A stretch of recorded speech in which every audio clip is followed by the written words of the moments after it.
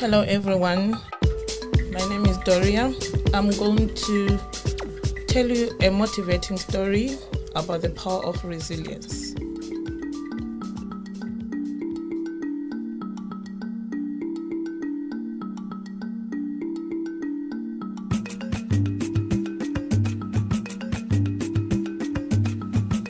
I grew up in a very remote and poor village.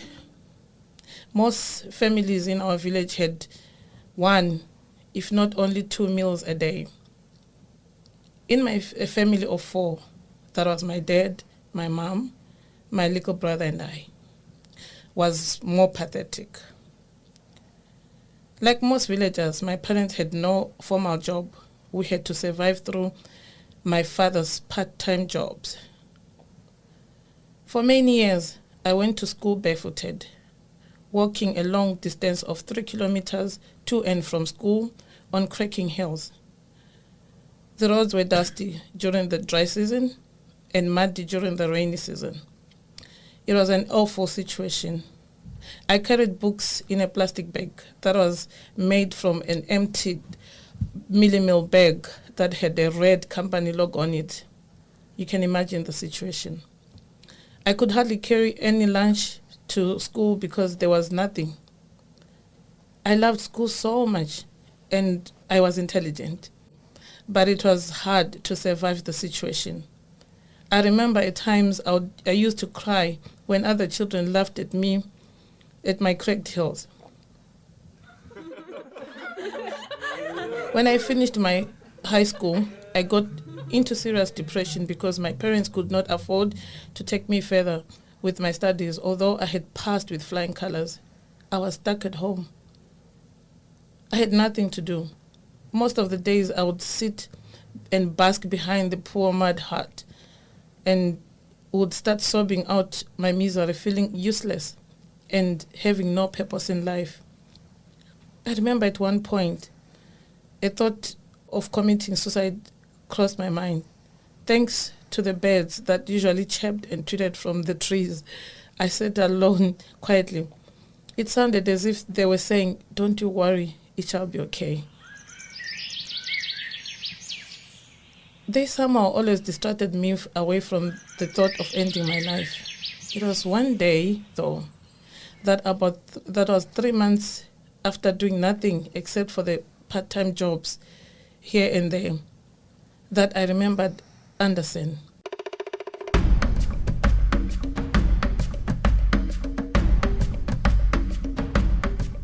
One of the villagers who had come to visit his family over the Christmas holidays. He had shared about how great the neighboring country was. He had told me about the good opportunities and the good life there. I saw my face smiling from a reflection. Something had come into my mind. Wow, I should try to get there and start a new life. I had a bit of money that I had saved and it was going to take me there. That same evening, I put myself together and got ready to tell my parents about my plan, even though I was shaking like a leaf about their responses. Like most kitchens in the village, ours was also made of a simple mud, round in shape and thatched. My dad used to sit next to the door in his wooden chair. My mom, my little brother and I would always sit far inside the hut, next to the mud-fitted cupboards. The center of the hut was the fireplace. We used the candle for light. We finished our supper and I waited for a moment of silence. Mom and Dad, I have decided to go to the neighboring country and look for greener pastures and to try and make money to further my studies. The room was quiet for some time as they tried to digest what I had just said. I was desperate for their response at that time. My father then broke the silence, starting by clearing his throat, followed by a husky voice. "I heard you, my daughter. Yes, I give you my blessing. But I'm worried, though, that you are still a young lady and you may not be safe out there. Anyone can take advantage of you. I wish I could help the situation and take you to college, but I can't afford it, he sobbed. My mom uttered no word, but kept on sighing, showing disbelief of what I had just said in hesitation. However, I convinced them to the point of understanding. I even lied to them that Anderson had promised that he would help me find a job when I got to the neighboring country. And that gave them a little peace of mind. I was doing this for them to let me go and not to worry too much. My aim was to fight poverty that was hovering in our family and get money for my college studies. I had to do it. Oh yes, I had to be resilient. 3 days later, I packed my poor bag that I had borrowed from my little brother. I had to cross one of the most dangerous rivers since I had no passport to go to the neighboring country, but I had to go. Many were using the same dangerous route anyway. There were still going to be some challenges further trying to get to the big city of the neighboring country for a job. I had to walk through the bushes from the river to the main road for hikes, and I had to avoid going through roadblocks because if by any chance police could discover that I was an illegal immigrant, I could be deported straight away. I approached Mike, the shop owner, who was known for assisting people into the neighboring country. Mike was very helpful with information. He communicated with his friend Joseph, who was going to help me cross into the neighboring country. It was his job anyway, and people paid him for his services, even though it was illegal and dangerous.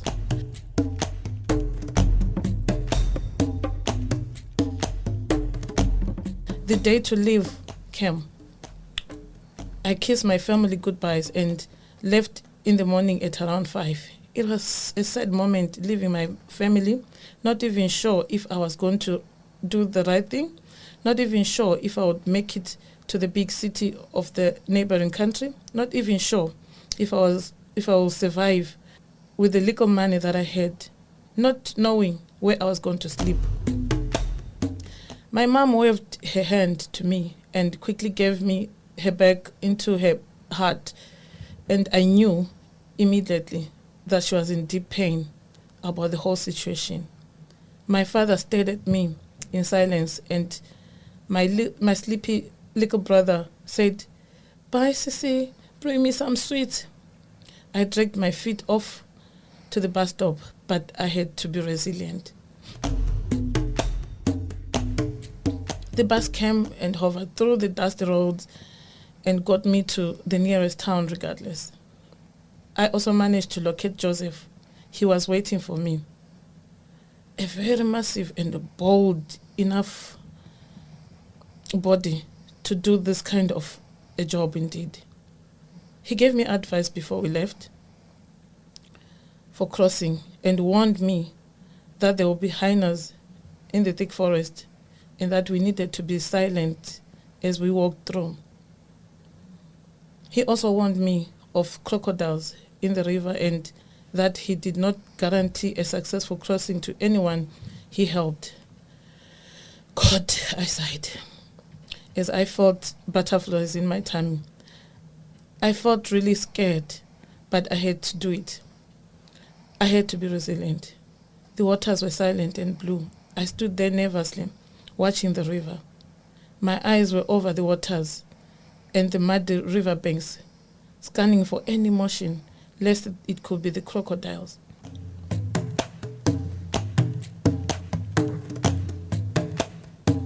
It was traumatic to think that I had to cross there. Joseph instructed me to follow him to a rocky area. That was where I was going to cross. Wow, in 10 minutes we had crossed the dangerous 60-meter wide river. The next challenge was to try and get a hike to the big city. Joseph walked me a kilometer to the bus stop, and he went back. I stood there alone for almost an hour trying to stop cars with no luck. Eventually, a car stopped. I felt safe because the driver was a lady who knew maybe she could help. When she was stable on the road, she started the conversation. It is then that I managed to tell her my story. She was actually shocked that I had the guts to take so much risk. It was not expected from a young lady like me. It was quiet again for a while in the car. I could see she was feeling sorry for me. At that moment, I tried to roll my eyes around inside the car, making sure that she didn't notice my curiosity. Her daughter sat behind on the back seat, and she was playing games on her tablet. Next to her was a food takeaway box. It looked like there was food inside and a bottle half filled with juice. I could tell there was some leftovers inside. I felt so hungry, but I was too shy to ask. By the way, the time was 12 noon, and I had not eaten anything, and I was tired from walking. I could smell a bad odor from my armpits due to sweat. I sat tightly so that the bad smell could not reach her somehow. She was a superwoman, I concluded. She wore a beautiful wig and had her nails painted red and had red lips on a mild makeup. At 6 p.m., she dropped me in the big city. She could not help me with much more, but she gave me her number on a piece of paper and told me to ring her in 2 weeks' time in case she got any job for me. She refused to take my money for the hike. That was a blessing to me because I still had a bit of money on me. I crossed the streets and robots in town as if I knew where I was going. I saw a signal to a hospital and I decided to follow it.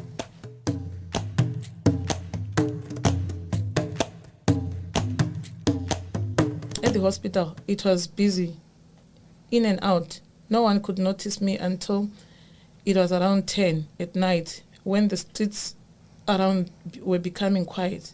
A security guard came to me and asked if I was okay, but before I replied, his phone rang. I was surprised that he was speaking in one of our home languages. That gave me confidence to talk to him. When he finished his call, I was already crying and got his sympathy. I explained my situation to him. He was not allowed to let me stay or loiter around the hospital at night, but he advised me to try and hide behind the tall buildings for the night and promised that he will talk to his friend who was working as a cleaner in the morning at the hospital.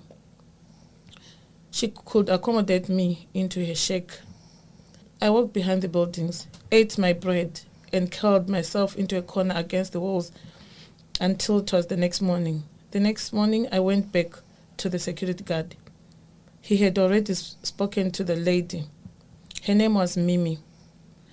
What a kind woman she was. She told me to wait for her to finish her duties, and we left together to her house. By 12 noon, we were already at her place. She advised me to take a bath immediately. I could sense she couldn't stand my odor from the sweat, although she tried hard not to show it. She gave me food and I finished bathing. Then she took me to the shack at the back of her house and she allowed me to stay until I got a job. I didn't complain because that was more than enough to assist me start a life. I had to appreciate it. She was using the shack as a storeroom, by the way. The other side of the shack was pegged with old dusty furniture and an old bicycle wheel hung from the broken ceiling. She gave me a mat and 2 blankets to use. I prepared to sleep on the floor. Before blowing the candle off, I grabbed my little brother's bag to use as a pillow. Then I looked at it, I shed tears again, thinking of him and my parents. Yes, life was tough, I said to myself, but I had to be positively resilient to win.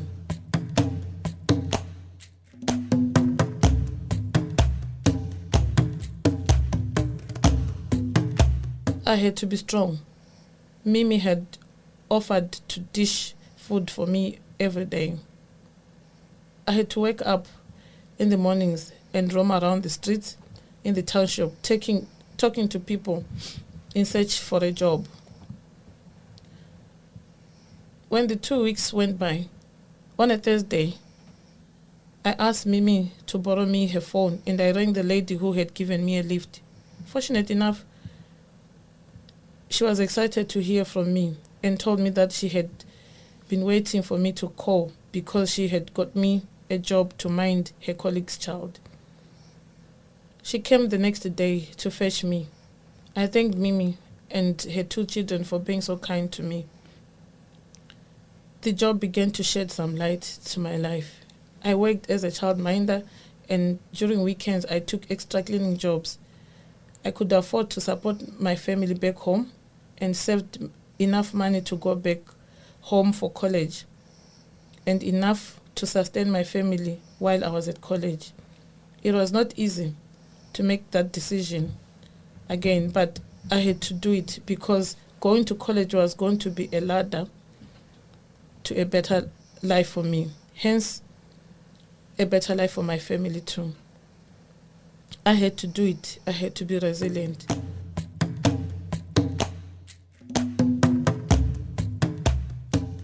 I went back to my home country as planned. I opted for a 1-year auxiliary course, and it got me a reasonable job for qualifying as a nursing assistant. I continued to study part-time until I got my nursing degree. A few years later, I was promoted to a senior position at the hospital. My life and that of my family improved until today. The power of resilience saw us through the success. My family is happy. I am now happily married, and we have a beautiful daughter. I'll teach her not to allow failure in her life. I'll teach her to be positively resilient in order to reach her goals in life.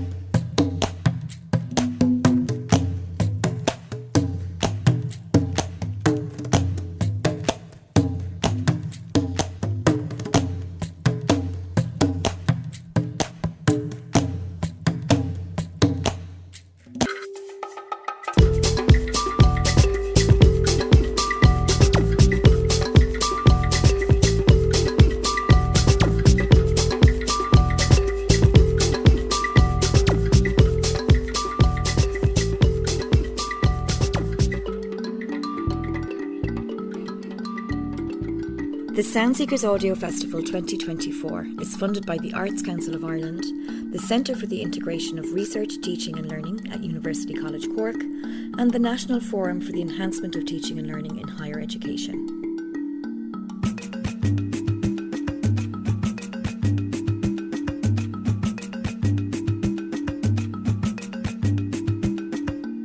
All music used in the production of these programmes are from open-sourced artists.